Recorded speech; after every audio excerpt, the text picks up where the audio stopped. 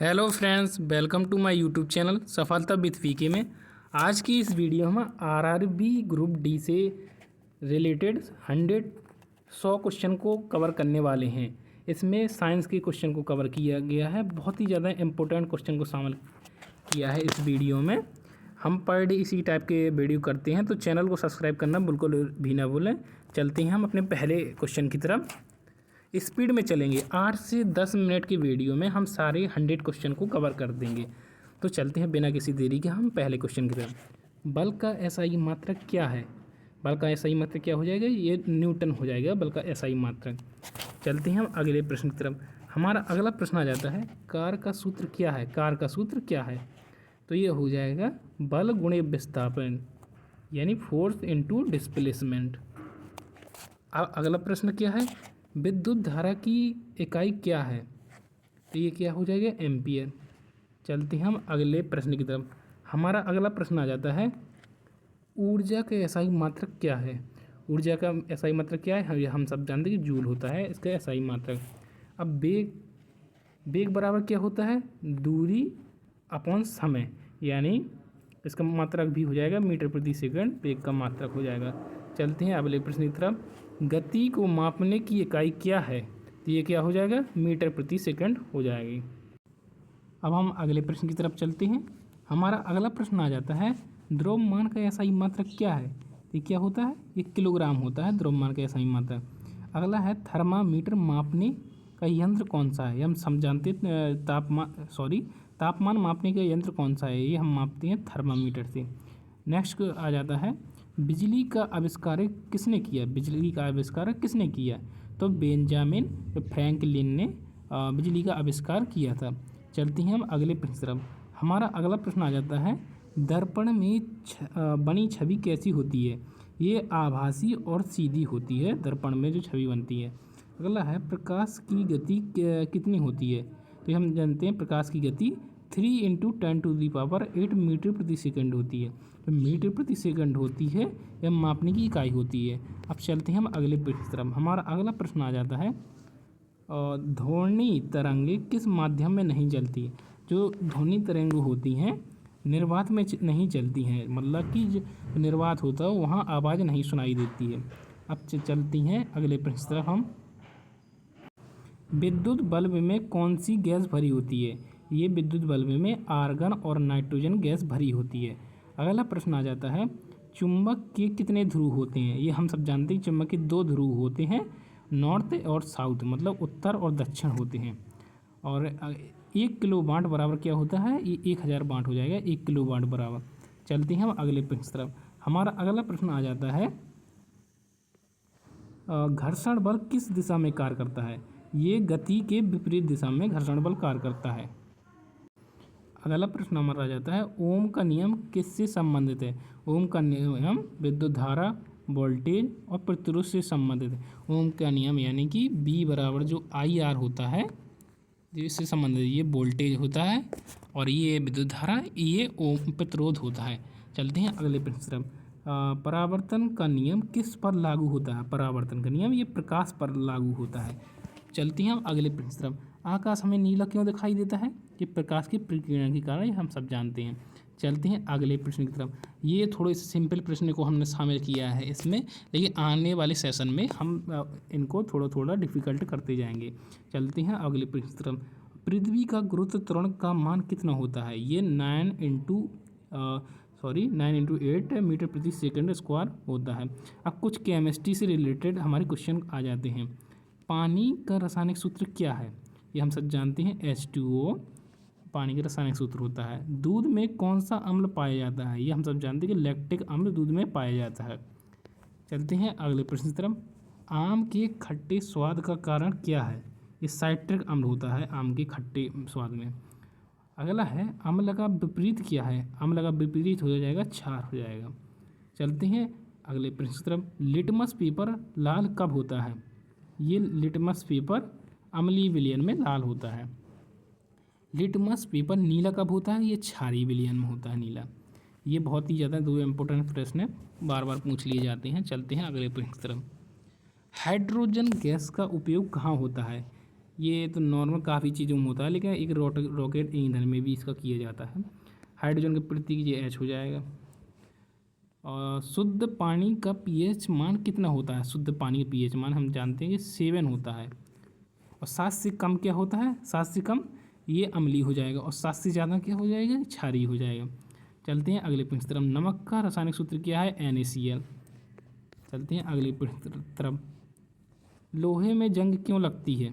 ये नमी और ऑक्सीजन के कारण होती है।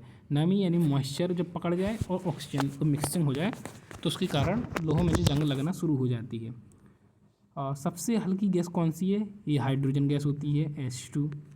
चलते हैं अगले प्रश्न तरफ। पेट्रोलियम का मुख्य घटक क्या है? ये हाइड्रोकार्बन, यानी हाइड्रोजन और कार्बन का मिक्सिंग होता है पेट्रोलियम। और उसके बाद द्रव ऑक्सीजन का रंग क्या होता है? द्रव ऑक्सीजन का रंग हल्का नीला होता है। चलते हैं अगले प्रश्न तरफ। हमारा अगला प्रश्न आ जाता है, हवा में सबसे अधिक कौन सी गैस होती है? ये नाइट्रोजन गैस होती है, 78% होती है। अगला है कार्बन डाइऑक्साइड का रासायनिक सूत्र क्या है? ये CO2 कार्बन डाइऑक्साइड का रासायनिक सूत्र होता है। अमोनिया गैस का रासायनिक सूत्र क्या है? ये NH3 होता है। स्टेनलेस स्टील में कौन कौन से तत्व होते हैं? ये लोहा यानी आयरन, क्रोमियम और निकेल होते हैं, याद रखना है आपको। चलते हैं हम नेक्स्ट क्वेश्चन की तरफ। सूखी बर्फ़ किसे कहते हैं? ये हम जानते हैं कि जो सॉलिड CO2 होती है, सॉलिड CO2 होती है, और सूखी बर्फ़ होती है, शुष्क बर्फ़। साबुन किससे बनता है? ये बसा और सोडियम हाइड्रोक्साइड से बनता है। और कुछ बायोलॉजी के अब क्वेश्चन आ जाते हैं, बायोलॉजी के हम देख लेते हैं। हमारा बायोलॉजी का पहला क्वेश्चन आ जाता है, मानव शरीर में कितनी हड्डियाँ होती हैं? 206। रक्त का लाल रंग क्यों होता है? ये हीमोग्लोबिन के कारण होता है रक्त का लाल रंग। अब चलते हैं अगले पॉइंट की तरफ। मानव शरीर की सबसे बड़ी ग्रंथि कौन सी है? ये यकृत यानी लीवर होती है, मानव शरीर की सबसे बड़ी ग्रंथि। अगला प्रश्न हमारा आ जाता है, रक्तचाप मापने का यंत्र क्या है?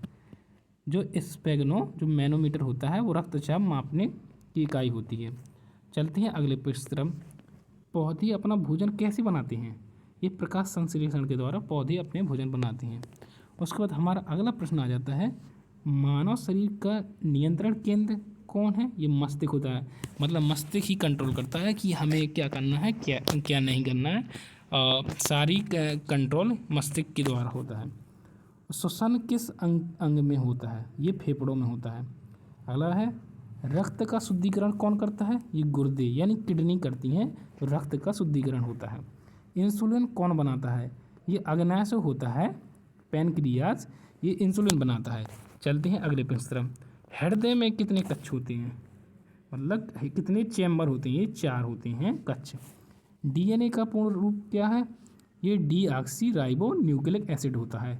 और RNA का फुल फॉर्म क्या है? ये राइबो न्यूक्लिक एसिड होता है, RNA का फुल फॉर्म।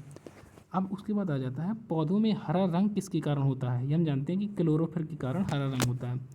मानव शरीर में सबसे बड़ी हड्डी कौन सी है? ये फीमर होती है, जो कि जांग में होती है, जांग में पाई जाती है। चलते हैं अगले प्रश्न की तरफ। फेफड़ों की बीमारी यानी TB, फेफड़ों की बीमारी TB किससे होती है? ये बैक्टीरिया से होती है। चलते हैं अगले प्रश्न तरफ। मलेरिया का कारण क्या है? मलेरिया का कारण क्या है? ये मच्छर द्वारा फैलने वाली परजीवी प्लाज्मोडियम से होता है। विटामिन, कौन सा विटामिन सूर्य से मिलता है? ये हम जानते हैं कि विटामिन D सूर्य से मिलता है। और विटामिन D की कमी से रिकेट्स होता है। बता दूं कि विटामिन A की कमी से रतौंधी होता है, विटामिन B की कमी से बेरी होता है, विटामिन C की कमी से स्कर्वी रोग होता है, और विटामिन D की कमी से रिकेट्स होता है। और एक क्वेश्चन और इम्पोर्टेंट मुझे ये आता है कि रक्त का थक्का जमने के लिए कौन सा विटामिन जिम्मेदार होता है? ये विटामिन K होता है, ये आपको याद रखना है। अगला प्रश्न है, रात्रिचर प्राणी कौन से होते हैं? रात्रिचर प्राणी जो रात में सक्रिय हो रहते हैं, जैसे कि चमगादड़। और चलते हैं हम अगले प्रश्न तरफ। हमारा अगला प्रश्न आ जाता है, पौधों में जल का परिवहन कौन करता है? ये कौन करता है? जाइलम करता है। अगला है, मस्तिष्क की रक्षा कौन करता है? ये खोपड़ी करती है, जो खोपड़ी पूरा ढांचा बना होता है वो मस्तिष्क की रक्षा करता है। लाल रक्त कणिकाओं का कार्य क्या है? ये ऑक्सीजन का परिवहन, ये जो ऑक्सीजन होता है उसका परिवहन होता है। बायोलॉजी पार्ट 2 आ जाता है, बायोलॉजी के जो इम्पोर्टेंट कुछ और क्वेश्चन हैं वो भी आ जाते हैं। चलते देखते हैं। मनुष्य में रक्त का समूह किससे पता चल किया जाता है? ये ए बी ओ प्राणी से, मतलब कि कौन सा ब्लड ग्रुप है, ए बी है या ए या बी या ओ है, कौन सा ब्लड ग्रुप है, इससे पता करते हैं। अगला प्रश्न, इंसान के शरीर में रक्त का रंग किस कारण लाल होता है? ये हमने ऑलरेडी पढ़ लिया है कि हीमोग्लोबिन के कारण रक्त का लाल रंग होता है। अगला है, मानव शरीर की सबसे छोटी हड्डी कौन सी है? ये स्टिप होती है, कान में पाई जाती है। अगला प्रश्न हमारा आ जाता है, मनुष्य में कितनी जोड़ी पसलियाँ होती हैं? ये 12 जोड़ी पसलियाँ होती है। अगला प्रश्न है, मानव शरीर की सबसे बड़ी ग्रंथि कौन सी है? ये यकृत, ये लीवर है।